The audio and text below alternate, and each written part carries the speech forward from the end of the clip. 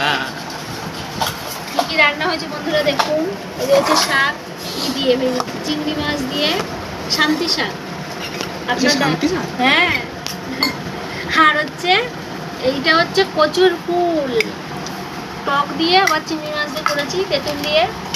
আর আছে সঙ্গে সঙ্গে লাল লাল ঝোল পাতলা লাল লাল ঝোল সঙ্গে রয়েছে। এই পুরোটা আমাদের তো কি পুরো তো পুরো খেতে পারবি? হ্যাঁ আরামসে পুরো খেতে পারবি? হ্যাঁ রোগন তো বলিস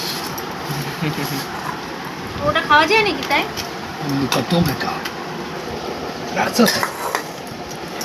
বাবু। কচুর ফুলের ব্যাপারে কিছু বলো একটা। কচুর ফুল তো ভীষণ ভালো লাগে খেতে।